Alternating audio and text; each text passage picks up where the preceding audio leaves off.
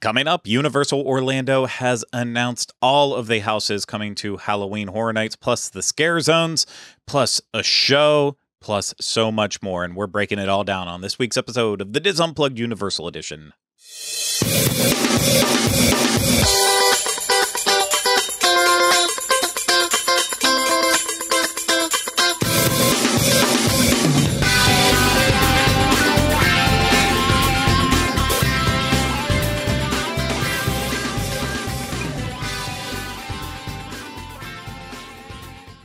Hello, everyone. Welcome to this week's episode of the Diz Unplugged Universal Edition. I'm your host, Craig Williams. Today, I am joined alongside by my co-host, Rhino. Hello. Hello, Rhino. Are you ready to talk about some spooky things? Oh, always. I figured you would be, because we have to talk about all of the houses that are going to be at Halloween Horror Nights. You know, we're going to skip over The Last of Us and, no, we got new details on Chucky, so we can't skip over that. But you were missing for our Stranger Things talk, so I've got to get your input on Stranger Things. So, yeah, we have a lot to go over, a whole lot, and it's going to be very exciting. Before we do, I want to remind you this is brought to you by Dreams Unlimited Travel. If you like our content, you want to support us, book a vacation through Dreams Unlimited Travel. It costs you no extra money, and you get the support of one of the awesome Dreams Unlimited Travel agents. So head over to dreamsunlimitedtravel.com today for a free, no obligation quote. Now, Rhino, we've been waiting for Halloween Horror Nights to reveal even just like one more house. And they truly said, you know what, hold my beer.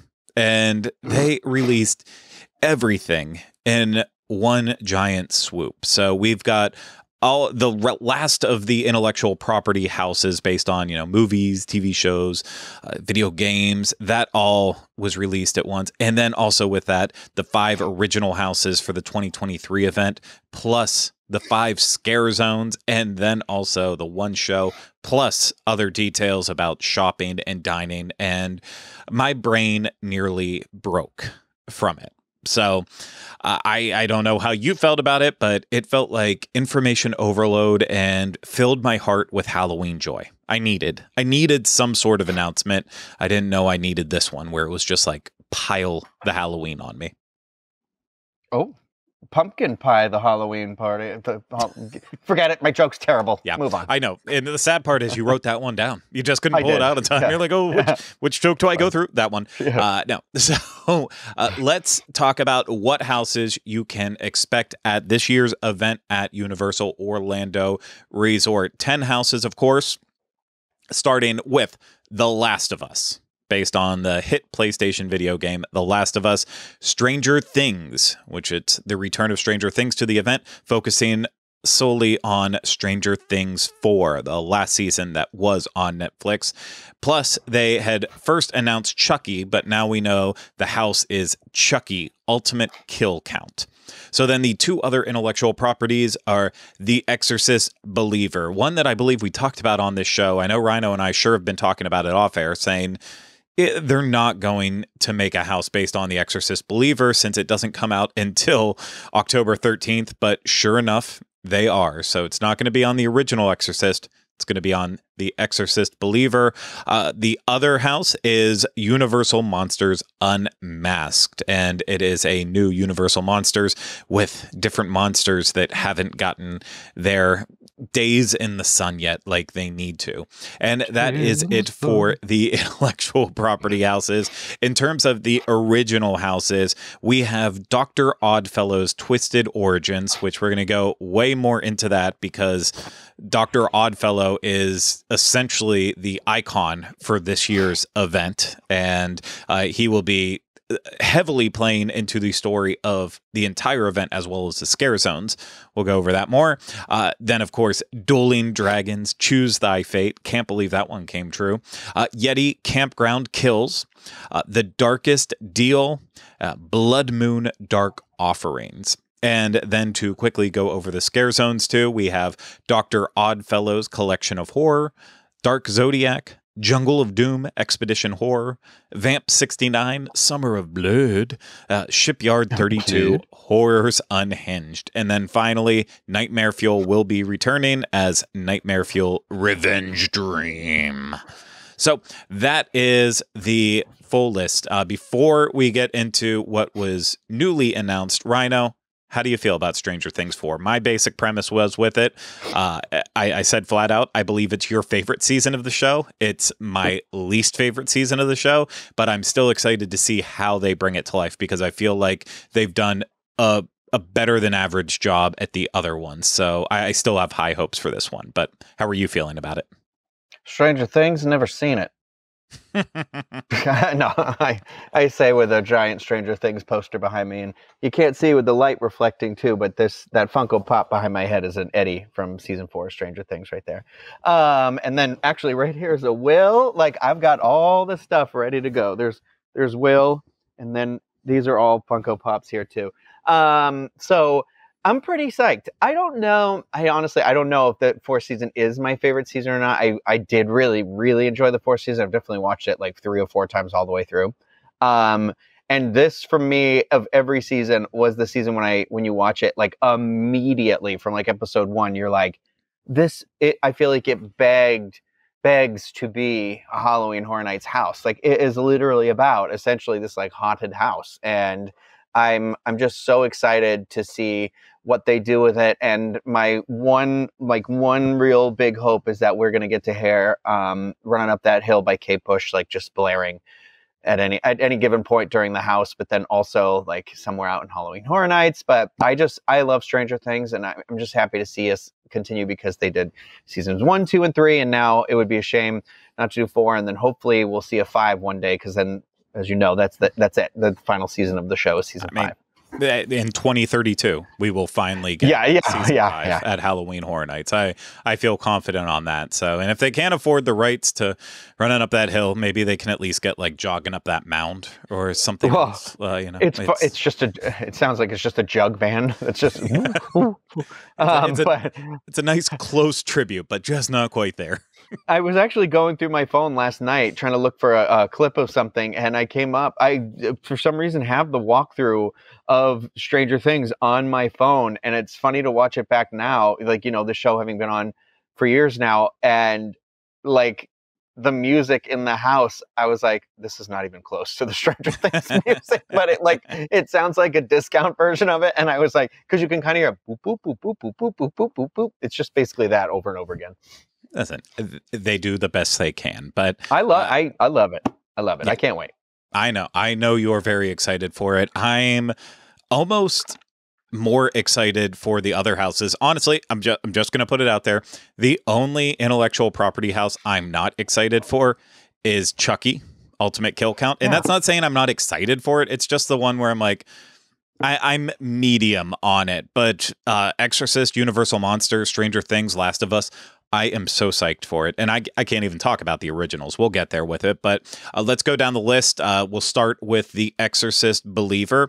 And I do want to take actually one moment to say before I get into this, the information I'm giving about the houses was obviously sent to us in a press release. But then also I listened to all of the episodes on Discover Universal, the official Universal Orlando podcast, because they have like the first interviews with all the creatives from Universal to go over this. So they dropped in extra details that haven't really been released in other places. So while I appreciate everyone taking the time to listen or watch this podcast, I do think it's important if you're a huge fan and you want the full backstory, especially with Dr. Oddfellow and beyond, you need to listen to those episodes, because there's one episode of that podcast that kind of goes into the backstory of Dr. Oddfellow, but it's almost done in this it's done in this diary style that is just really, really creative. So I would highly encourage you to listen to that, but then also you'll get it here too with our commentary on whether or not we're excited for it. But The Exorcist Believer. So the podcast said that essentially this was going to be like a living trailer for the movie, since obviously it doesn't come out until October 13th. But The Exorcist Believer is inspired by the new Blumhouse movie, and it is a sequel to the original 1973 movie. And the house will transport you to a bustling street market in Haiti, where an innocent purchase of strange folk doll with 3 eyes leads to the opening of a demonic portal, the awakening of sinister spirits, and the subsequent disappearance of 2 12-year-old girls in the United States. The girls are found 3 days later with no memory of what happened to them. After the girls begin to exhibit unsettling behavior, it soon becomes clear that only an exorcism can save them, and everyone who comes in contact with them, including unwitting guests, is suddenly at risk of losing their souls. And very excited for the movie. I finally watched the trailer, and when Ellen Burstyn showed up, I was like, oh, give me all the feels of the original. So, maybe the movie's not good, but I'm having high hopes for this house. Just if it captures that original Exorcist feel to it in even just a little way, I think it's going to be a banger. What about you, Rhino? Yeah, I know. I was you saying that it's essentially going to act as like the trailer for the movie makes me feel a little better, because I was a little nervous because I know the movie doesn't come out till later in October. So it was one of those where I was like, well, I don't want spoilers because I do really want to see the movie. David Gordon Green, even though the subsequent Halloween movies were terrible, I liked the first one that he did, and I thought that one was phenomenal. So maybe this will have that same sort of thing. But yeah, I'm hoping it's what like you said, like that trailer aspect where it won't really spoil the movie for you at all. Although you did just like the description you just read definitely gave way more away than the trailer or anything I've read about the movie so far. So that's interesting. I don't know. I watched when this came out, I was like, okay, finally I'll watch the trailer, because I've been trying to like avoid trailers for everything as much as possible. And when I watched it, I was like, okay, I feel like they didn't overstep in there, but that's just my opinion on it. One thing that they won't overstep is Universal Monsters Unmasked, because, well, I don't think they can overstep their Universal Monsters. It's an original story. So how this one goes, the Universal Monsters Unmasked will take you into the dank catacombs of Paris, where a dark secret is housed 60 feet beneath the bustling streets of the City of Lights. The burial grounds will be overflowing with millions of skeletal remains and even more sinister secrets. The Phantom of the Opera, the Hunchback of Notre Dame, Dr. Jekyll and his deranged alternate personality, Mr. Hyde, and Dr. Jack Griffin, aka the Invisible Man, all lie in wait as they bide their time and seek vengeance against guests after opening the catacombs to public visitation. They are filled with rage towards those navigating the twisted tunnels of their underground labyrinth homes. And on the West Coast, since this is about Universal Orlando, if you are going to Hollywood and you go to this house, the music will be done by Slash. But for this house, too, with the official podcast, what they said with it is that basically it's like Invisible Man and Dr. Jekyll and Mr. Hyde are on the run in Paris. And, you might start down below in those catacombs, but eventually you'll come up above. You'll go into the Paris Opera House. It sounds like it's just going to do these characters justice in a big way. I know, I love the Invisible Man, easily one of my favorite classic monsters. As for Phantom, Dr. Jekyll, Mr. Hyde, not necessarily Hunchback, not necessarily my favorite ones, but I'm very excited to see how this house is translated, and if it's giving me those Paris vibes, might be even better. Maybe there's a baguette. Yeah, what'd you call me? Here's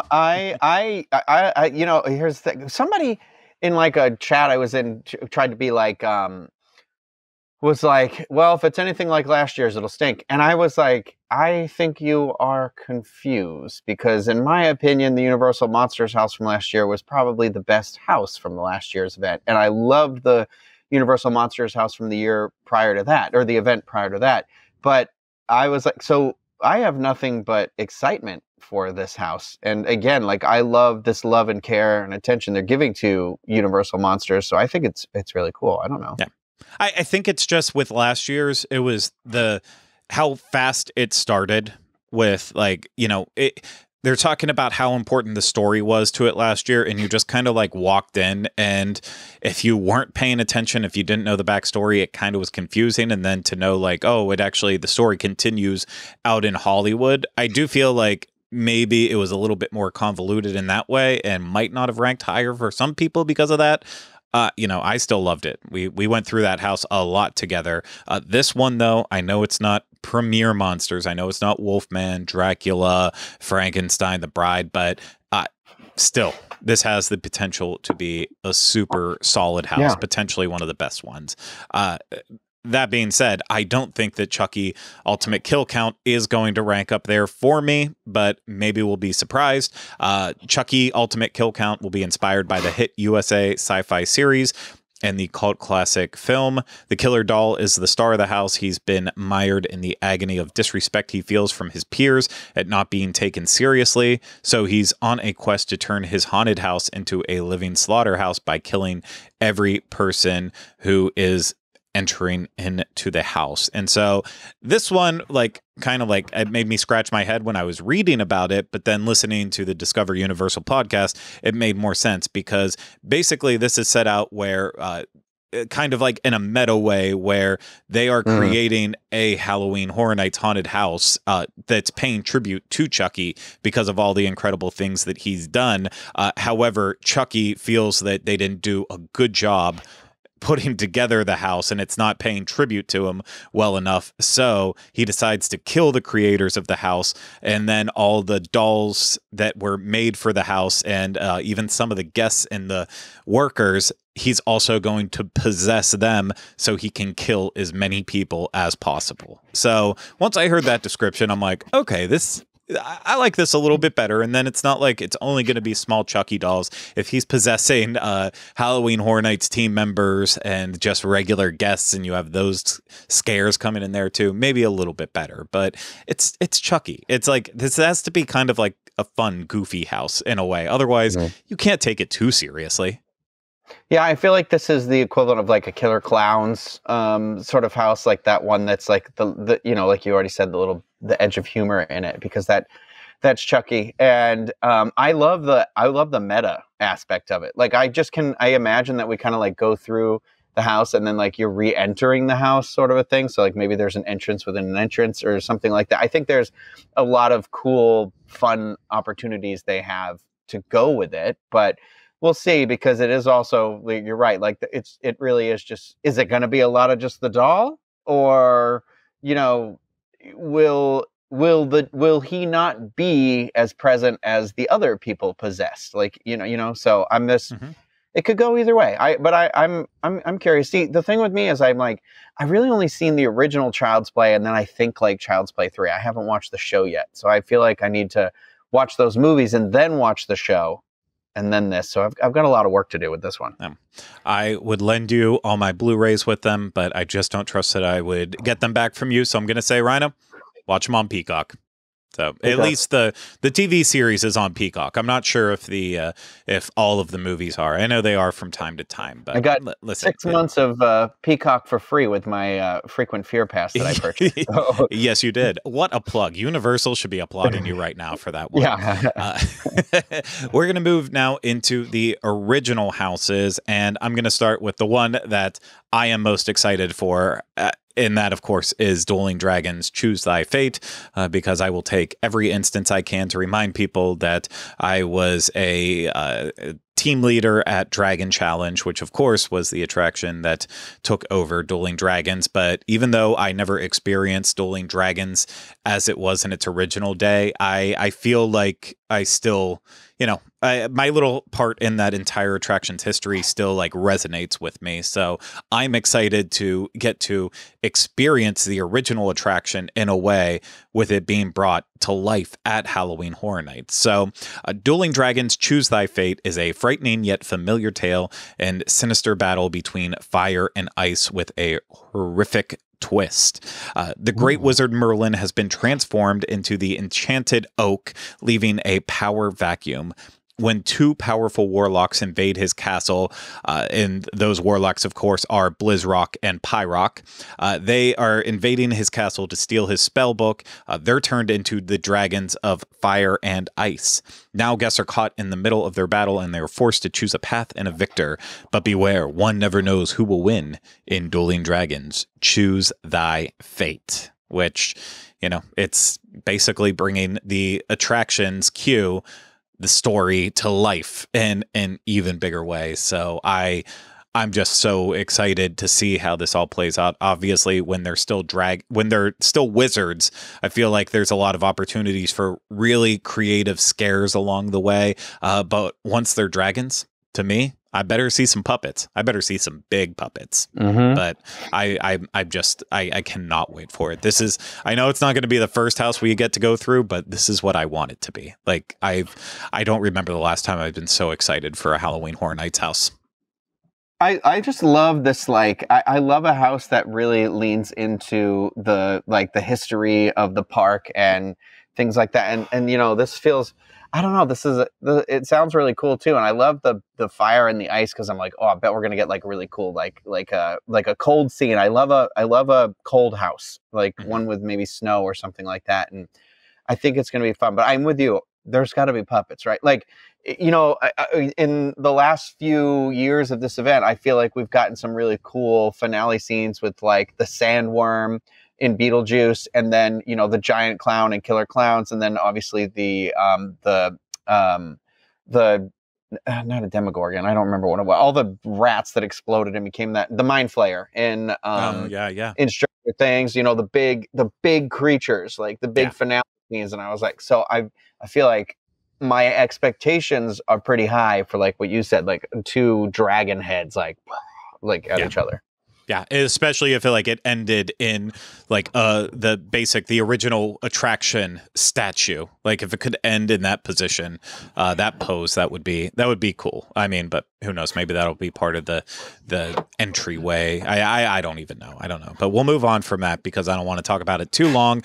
Next up, Yeti Campground Kills, and this is technically the third installment, if you will, of the Yeti series. It will take you through the blood-soaked campgrounds deep in the trenches of mountains where vicious, bloodthirsty monsters have returned with a vengeance. In a 1950s campground, a group of towering, terrifying Yetis are running rampant, ripping apart campers, rangers, and anyone else who gets in their way. In Yeti Campground Kills, guests must flee through the campground into cabins, a bait shack, and even the outhouse in hopes of making it to the Ranger Tower before it's too late. And the first time we got to see Yetis at Halloween Horror Nights was part of Slaughter Cinema, where they had the Swamp Yeti. And then, of course, in 2019, we had Yeti Terror of the Yukon. And now we're getting Yeti Campground Kills. And they, on the Discover Universal podcast, they went a little bit more into it, saying that the setting for this one is definitely the Rocky Mountains. We will see a lot of people just flat out ripped to shreds. There's going to be a family of Yetis, at least one family of Yetis with one little Yeti in there, because you got to have maybe there's more, but they definitely mentioned at least one young Yeti. But also, it's all sort of an inside joke, because while this is a Yeti, these Yetis that we're going to see are more closely familiar to Bigfoot. So, and part of the joke is the very first time around where they did the Swamp Yeti, that was actually their take on the swamp ape creature. And then when they did Yeti Terror of the Yukon, that was actually supposed to be like the Sasquatch. So now this time around they're doing Bigfoot, but every single time they call it Yeti. So if they're going to have a house with a big giant monster that looks like it's running around in a forest or mountains or those areas, it's always going to be called Yeti and always part of this tradition. So I kind of like that. Well, not. I like it. Yeah, I enjoyed the 2019 Yeti house, so I'm excited for this one. I don't know. It's pretty simple, pretty basic, but like, I don't know, if it delivers, it delivers. They're always goofy at the very least. I'll give it that. But one that I'm not really sold on yet, we'll have to see. The Darkest Deal. It's going to tell the story of those who quickly learn a deal can be more than they bargained for after selling their souls for selling their souls for fame. In the Mississippi Delta, blues musician Pine Straw Spruce meets at a crossroads with a diabolical entity known as the Collector to make a deal. His soul for musical glory. Guests will witness his big break performing for a crowd before the Collector drags him to Hades with the other musicians who learned the terrible price of fame in The Darkest Deal. And the only thing they really expounded upon in the You Discover Universal podcast is that we're just going to hear a lot of blues since it's taking place in the Mississippi Delta, which, I mean, I feel like a blues musician is probably going to play the blues. But yeah, I don't. There's just not enough about this house yet to get me excited. Maybe the scenery will be great. We'll have to wait and see. I like the story. So the photo, it reminds me of a Crossroads demon on. I mean, that's what it is, I think. But Supernatural, they dealt with Crossroads demons frequently, and they were some of my favorite episodes. So Crowley, I mean, on that show, famously, King of Hell started as a Crossroads demon. So in essence, for me, I'm like, oh, it's like a little Supernatural house. So that's why I'm kind of into it. But of all the houses, I would probably argue where I was like, this one is the one where I'm like, we'll see what happens. Sorry, I had an alarm. Apparently, the world doesn't agree. Yeah, I agree with that as well, too. Okay, next house, Blood Moon Dark Offerings. Colonial-era villagers are beginning to worship the moon obsessively. When the blood moon rises at their fall festival, they take it as a sign that they must hunt down any non-followers within their village. Guests will need to try not to become part of their sacrifice as they gather body parts to form a grisly offering in Blood Moon Dark Offerings, which it's like, yeah, this one doesn't necessarily sound like it might be amazing, but I feel like they've kind of nailed this vibe before in the past really well, like with Roanoke when they did that one way back when, and then even when American Horror Story had its Roanoke season and they brought that to life. So I feel like it's one of those trends that it's coming back around. They're going to just find a new take on it. So maybe nothing necessarily groundbreaking in terms of how new it is, but obviously they always get better with their scenic design and decoration every year. So I'm sure there will be something about this house that's wow. I mean, I took it as sort of a colonial Halloween house. Maybe. Does that make sense? Like, I don't see that as much, but didn't they say the fall? So I'm imagining like corn stalks and stuff. Yeah, around know. I don't know. We'll see. I don't know. I don't know. I guess maybe this is the. Yeah, I don't know. We'll see. Well, now to get into the confusing part of the rest of this, we are going to Dr. Oddfellow's Twisted Origins, the last of our houses, and so Dr. Oddfellow is, again, as I said earlier, he's basically the icon for this year's event. And Dr. Oddfellow, I believe, started back in 2000 with Halloween Horror Nights. He was a circus entrepreneur who was also the boss of Jack Schmidt, better known to all us Halloween Horror Nights fans as Jack the Clown. I will get more into that. But in the 1930s Dust Bowl era, guests won't be able to resist going inside Dr. Oddfellow's menacing menagerie of twisted oddities, where they'll encounter grotesquely distorted animals and freakish fiends in Dr. Oddfellow Twisted Origins. The price to enter this creepy caravan is steep, as souls feed his immortal power. Also with this, I got a lot of information from the Discover Universal podcast. This is essentially the origin house for Dr. Oddfellow, and Dr. Oddfellow is going to be part of all of the scare zones. Essentially, Dr. Oddfellow's circus is like, there's all these circus acts that look like they're set up to be entertaining, like kind of a freak show, but really it's all going to be just acts that are actually murdering people. And Dr. Oddfellow's whole deal is that he wants to turn himself immortal, and the best way to do that is by stealing everyone's souls. There will be an Easter egg to Jack the Clown in this house. You will at one point maybe be lucky enough to see a silhouette of Jack as Dr. Oddfellow is killing Jack, because part of how Jack got his immortality in life is Dr. Oddfellow, got his immortality. And so then as he was killing Jack, Jack was able to basically slash at Dr. Oddfellow's face. A drop of his blood got onto Jack and made them both immortal. And, but they thought Jack was dead, so he gets placed in a box. And then many, many years later, eventually that box is purchased by Universal Studios, and Jack is unleashed on Halloween Horror Nights. And that's how Jack started becoming part of the event. So really, this is it's twisted origins right in the title, but it is a true origin story, and it will just become even more complicated as we go through the scare zones. So while it's all very confusing to me, I'm still excited about it. Yeah, I was just thinking about how, so this house is the 30s, and then the Yeti is the 50s, and Stranger Things is the 80s. And so, like, it's interesting that every house is kind of representing different times. None of them are, like, in the same time period, right?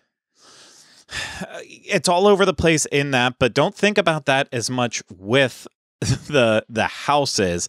Think about that more with the scare zones. So, technically, while Dr. Oddfellow's Twisted Origins, set in the 1930s, is the start of his greater story with Halloween Horror Nights. Technically, the first part of his story is going to take place at the in the scare zone in Central Park. And because that's in the 1920s, then in the 1930s, you have the house, Dr. Oddfellow's Twisted Origins. Then the 1940s is going to be the San Francisco scare zone. The 1960s, obviously, is going to be part of the New York scare zone with the music festival. So it's more in that line that it's taking place in different periods. You're not wrong about it with the houses too, but specifically with the scare zones, it's playing a huge important deal, which we can move on to that unless you have anything else to say about the house. No, I'm actually very excited for this house because I love one that explores like the lore of Halloween Horror. I love that. Again, I said it like with the Dueling Dragons, how it's like that's like incorporating a theme park attraction, which is cool. This one like really leaning into the Halloween Horror Nights like lore. So I'm interested because I don't know the story, and I came into Halloween Horror Nights, only in like 2015. So yeah. I mean, for real, and so I just, it's fun. This is like that stuff that this is those things that build the community that they get, yep. And that's what I love. Well, it sure is going to be some exposition here. So in terms of the scare zones, the first one you're going to see when you get into Halloween Horror Nights, that very first one that they always have, is going to be Dr. Oddfellow's collection of horrors. And this is where you will be able to see Dr. Oddfellow. And he's also, going to be surrounded by some of the creatures that you will be able to see in the different scare zones of the event. So this is your mashup of everything that you're going to experience as you move throughout the event. You kind of get to see a little bit of all of it. And moving on to Hollywood, this is the Dark Zodiac scare zone, and I believe this is kind of taking place at the same time as the house, the Twisted Origins house, because this scare zone is described as Dark Zodiac will have you cowering in fear as the signs of the Zodiac come to life, and Dr. Oddfellow uses his power to transform the Zodiac signs into horrifying horoscope creatures. Dr. Oddfellow has entered a dark dimension to harness the power of the Zodiac and live forever. He twists the signs into malevolent beings who foretell one's doom. As his star rises, ours fall. And in terms of the Zodiac creatures, they will be there just as described. So, you'll be able to see whatever your symbol is in real life trying to kill you. But it's going to be very horrific, twisted, dark versions of the different elements. So you have that to look forward to. Where did you say this one was? Hollywood.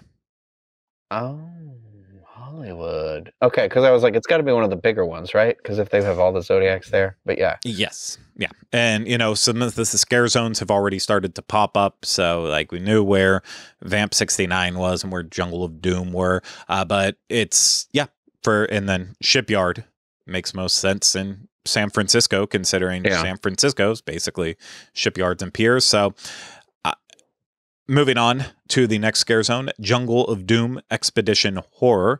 This is taking us into the 1920s, of course. So the first part of this story in Central Park, Jungle of Doom Expedition Horror will have you venturing where Dr. Oddfellow's twisted and bizarre experiments combine elements of nature and animals to create vicious jungle creatures looking to satisfy their cravings. In the 1920s, Dr. Oddfellow ventured deep into the darkest jungle, performing horrific experiments, and the monstrous creatures are running amok and on the hunt. So this is where Dr. Oddfellow begins to find his power, and he's going to have this glowing skull that gives him his power. And then at that point, he's starting to morph and create and distort nature and beasts. So more crazy creatures, a lot of crazy creatures this year. Do you think they'll be blaring "Welcome to the Jungle"? You know what? I feel like it wouldn't quite go with the 1920s theme, but I'm not going to roll the 1920s cover of it. Yeah, like a brass band, like to the jungle, to the jungle, with a ragtime feel to it, of course. Yeah, no. That's me doing a horn. Excellent job, Rhino. Excellent job. No, I'm interesting. Okay. We'll move on then next to Shipyard 32 Horrors Unhinged. And again, this is where we're going into the 1940s. It's 1940s San Francisco shipping yard full of mysterious crates and cages bearing Dr. Oddfellow's symbol. Beware, his nightmarish oddities have now escaped, spreading fear and chaos in their wake. So yeah, he's shipping all the creatures that he has turned into this warehouse. We're going to see monsters from the past as well as brand new ones. So basically they are, I don't want to necessarily say retconning Halloween Horror Nights, but creatures you may have seen before at the event, they're now adding extra backstory to them, saying, you know how you saw them here? It's because Dr. Oddfellow brought them into the event. So it's going to be past and brand new ones, which I like. And then it's pretty cool because it does add this extra full long story to it. And the same thing is going to happen with Vamp 69 as well too. So one of the cool things is apparently with some of the beasts too, you might see one that will resemble Dr. Oddfellow. And so I mentioned earlier the scar that he got from Jack that they revealed with Jack's backstory and stuff. Well, that same scar, if you see it on one of the creatures, Discover Universal is saying that is actually Dr. Oddfellow in disguise. So another little nerdy twist to look for as you're being scared by those characters. If you see one with a big scar over its face, I think you're looking at Dr. Oddfellow. So interesting. What an odd fellow.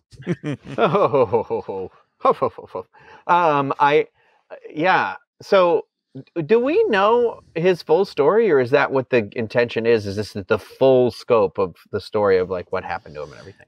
Yeah, I mean, this is all telling his whole story, and I gave the Cliff Notes version of it. They go into it in way more detail in the that extra episode of the Discover Universal podcast I was talking about. There is so much to it, but then a lot of it is going to be really revealed as you're at the event and you're seeing how it all plays out. But it's the first time they're ever going into this depth with this character. So a lot of new lore to add to the entire mix. And that includes, of course, Vamp 69, Summer of Blood, which, you read about it and you're like, okay, on the base level, Vamp 69 is just the third iteration of how they've done Vamp before with Vamp 55, vampires in the 1955 time period, taking over a homecoming style parade. And then Vamp 85, of course, at the New Year celebration, but with vampires everywhere. And now we're having Vamp 69, which is taking place in a small New York town where there's a music festival happening. Guests will jam to popular bands with fellow concertgoers until Dr. Oddfellow unleashes vicious vampires on the audience that are out for blood. So yeah, he's the one responsible for at least these vampires being unleashed into this festival. But Discover Universal also said that the vampires are all actually tied together. And so, like, do you remember from Vamp 55, the one greaser kind of vampire that was killing the homecoming queen from it? I mean, I'm sure if I look the video back up, I will, but I mean, he looked like I remember he looked like John Travolta as a vampire. Okay. Yeah. Okay. I'm familiar. I'm familiar. Yeah. Well, that same vampire, apparently, we are going to see him like as his next iteration, but at this music festival. So they're going to reuse some of the characters because obviously, you know, vampires, immortal. So they should stretch the span of time, assuming that they don't get a stake in the heart or left out in the sun. But yeah, they're given their 2 weeks notice at Universal Studios.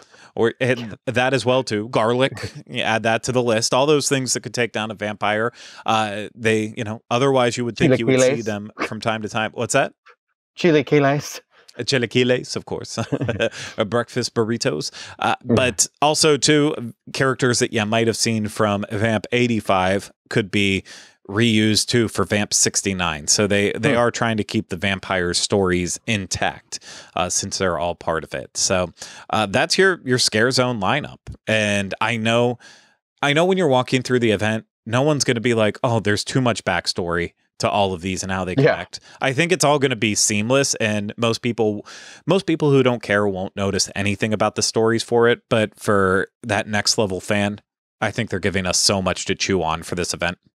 I don't even mean to be rude, but I don't think like an average, like regular Joe comes off the street, you know, to this event. I think they look at it and they go, oh, that, you know, like, oh, that was a cool Scare Zone with all the pumpkins in the trees and the people coming out of it. I don't think they know, you know, like, oh, this is the story of it. Like, I think that's more like, I mean, I just mean like the average person who just wants to go and be scared. It's like, you know, you get the same people when it comes to a ride. They're just like, what was the thrill like? They don't care about the story. But like, I love this, you know, there's obviously we wouldn't be doing this if there weren't people who didn't love the story, you know? Yeah. And I will say with that, one of the things that the Halloween Horror Nights creator said on the Discover Universal podcast was that they are hoping, as we have, you know, said and predicted, and everyone talks about every time there's big intellectual properties, part of what they hope for when they unleash backstory like this is, you know what?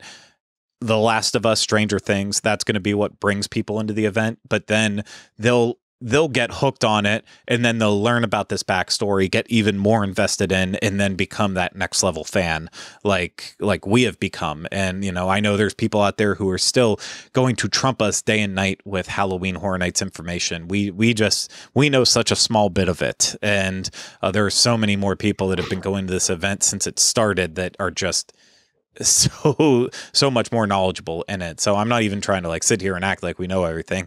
I have to look up the wiki so many times just to keep track of everything and how it connects. And every time there's like a name that they give with the house, I'm like, okay, has this been used before? How does it connect to it? So you know what? It's little small details. Get the big houses that bring people in and then convert them and get them sucked into the full backstory.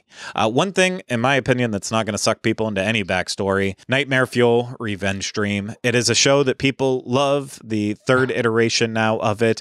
There's going to be a new dreamer who's confronting the creature that's been turning her dreams into nightmares. And, you know, it's just a mad mix of loud music, pyro, aerial performers, and just it's like overload, and it just kind of gives me a headache. I love that people love this show. I will always shed a tear for the loss of Bill and Ted's, but I know there are people who are obsessed with this, and like Bill and Ted, who cares about that? Give me this show day and night. I am so happy for you. I will go and see this year, but I'm also not chomping at the bits for it. So if I don't see it on night one, I will see it before the event ends, at the very least. Yeah, I think for me, like, I think I like the first year the best of it, but I like this.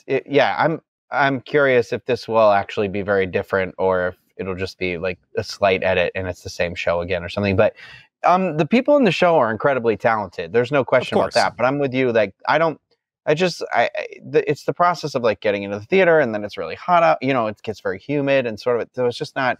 And then there's a lot of pyro in the show, so it's just one of those things where I was like, no, too much heat, and everyone's too sexy. Yeah, I don't need to see half-naked people and be reminded of myself that I don't like my body. So yeah, that's really it's a torture. It's a different type of torture. So, yep. But no, I mean, I do have friends who like love this show, and I'm not, no knock on them or anything like that. It's just, for me, it's I'm glad they have it. I'm glad they have a show or something like that. I'm with you. I definitely liked Bill and Ted's, and but for me, I just want to spend as many moments as I can, like in the houses, or like going through the scare zones, trying my best to play it cool and not get scared, or take like cool pictures and videos of everything, because I always like to do that little video at the end of every year. So that for me is one of those where I was like, it's like a cousin of the event. It's like I could avoid it at the family gathering. One thing you won't be able to avoid this year at Halloween Horror Nights, of course, is food. It's going to be here in full fury, and I don't have a list of all the food that will be available, but let's still talk about some of it anyways. Halloween Horror Nights is doing a Taste of Terror event this year, which it's a new event where you can try food and beverage early. The preview will happen on select nights from August 10th through August 26th, runs from 6:30 p.m. to 8:30 p.m., includes all the food and drink you care to enjoy in tasting size portions.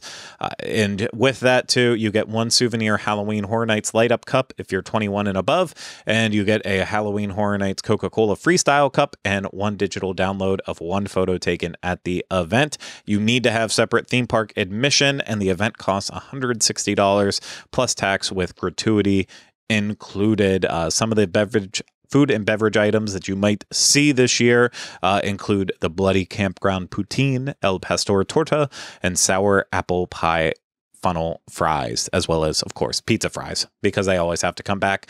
For me, this event sounds great for people who have disposable income, but $160 for all of that for such a short event, I don't, as much as I want to, and we should do this for work purposes, I'm also going to be blunt with it. When we come up with ideas, we go out and do dining reviews, anything like that. Part of what we have to keep in mind is what is the threshold in terms of profitability? Do we think that going and spending $320 for us for an early sneak peek at tasting size portions that might not look necessarily like they do once the event starts, is that going to be a good investment for the company that we work for? And I don't know if it is for us. And maybe if it was cheaper, it would be, but I'm not sure. So I know some people out there are probably like, I wish you guys would go and do that. And you know what? Send an email to John at Dreams Unlimited Travel and let him know that you want us to go and do this, and maybe he'll approve it. But I have a feeling that he won't, because it's a lot of money to just get a little taste of the event early. But that is happening if you're interested in it, and you can find out more details at Universal's website and get tickets. In terms of other events happening, not events, but other pop-ups, the Tribute Store, that's coming back, of course. This year, it's going to be a mysterious New York City comic book shop. You'll experience the tribute to terror by stepping into the pages of an original terrifying horror comic book, which I know there was a nod in the Jurassic Park Tribute Store to a comic book with horror. And so I know when Rhino and I were talking about it, we're like, well, it appears that the theme will probably be like a comic book for this Tribute Store. And Yes, that's what it will be. Speaking of returning things, Dead Coconut Club will once again take over the Red Coconut Club in Universal City Walk, but it will have a new theme and menu this year. So last time around, it was very much, mid-century monsters in kind of that like Exotica tiki bar. But this year, it's actually going to be completely different. So we'll have to wait and see what they do with it. Yeah. Peacock's Halloween Horror Bar will be available this year, featuring themed libations with an ominous nightclub vibe with photo opportunities and more. Excited about any of those, Rhino? I mean, I'm always excited when they do the Coconut Club. So that I'm looking forward to that. What's that other one though? I don't know anything about it beyond what they released with it. I'm not necessarily excited for it, but they have to find a way to tie in Peacock. So let's just chalk it up to that, I guess. Yeah. No, I mean, I think, what's great about the Coconut Club is that there are nights where, sometimes it just starts raining and you're like, okay, I don't want to be in here. And I think it's like a nice alternative, or I don't know. It's just fun. It's a good. It is. I mean, we weren't wild in love with the drinks, but it's a cool space to be in when it's, not a nightclub. I'll give it that. And I'm just hoping that they, like, if they're going to do the meet and greets with the monsters like they did last time, bring them in at the start of the event and make them more regular. Don't have it be like, just sporadically, because every single time I tried to go and meet them, once they finally got added to it, I could never find them. I never had the time. I was going to say, you never met him, right? You never made it. Didn't meet him. Never saw any of the entertainment loud singers like they did for the other ones too. I just had the worst luck. I would walk in and it would be blasting, music so loudly that was of this generation, not the themes of all of the, what the bar was set up like. So I had terrible luck with it, but fingers crossed. So, Rhino, that's this year's event. I feel like I was pretty negative about it leading up to this very moment, leading up to the moment of the full release. And now I'm looking at it and I'm saying, this is going to be one hell of a year, I think. Yeah, I'm a little bummed there's the show in the Lagoon isn't back, but I think I'm with you. I mean, really, I asked for Stranger Things, and I said if I get that, I don't care about anything else. But I feel like it's the embarrassment of riches right now, because I'm like, there's so many other houses to look forward to already that I'm psyched. I can't wait for September 1st. I agree. And yeah, the Lagoon show, that's a bummer, but obviously, there currently isn't a Lagoon show at all. So yeah, I mean, it's not unexpected, but yeah, it's unfortunately Ghoulish was so good that now that it's like, oh, well, it didn't get its fair run. It didn't get its fair day in the sun. I don't think it ever will now. So it's going to me, it'll be the one that got away. It will be the show that I should have watched more often and did a better job of documenting, because I'm not happy with the video I have. And it'll have to just be a memory in my heart for years to come. Or I'll watch just someone else's video who did a better job. That's always an option too. But sometimes I'm like, do those exist? Too lazy. When do you not have internet? The world always has internet. I don't know why I'm talking. I'm going to stop talking. Any last thing to say? No. Okay. Thank you, Rhino, for having this long conversation with me. I know it was a lot to get through. Blame Halloween Horror Nights for it, not me. Oh, I am happy to talk spooky season any day, anytime. I feel the exact same way, so we're not going to blame them. We're going to thank them for giving us these riches to look forward to. Thank you all for taking the time to listen and watch. I know this was a long one, but I really do appreciate it. If you want to support us more, book a vacation through Dreams Unlimited Travel. Get a free no obligation quote today at dreamsunlimitedtravel.com. If you were watching this on YouTube, subscribe to the channel, hit the thumbs up, leave comments, questions, video suggestions in the comments section. If you were listening to this, subscribe wherever you listen to podcasts, and if you can leave us a rating and review, that would mean a lot. And of course, too, we have Patreon. You get more information there, patreon.com/DizUnplugged. But that's going to do it for this week's episode of the Diz Unplugged Universal Edition. I hope you enjoyed it, and we'll see you again real soon with another one. Take care, bye-bye, and remember, we still haven't changed the name.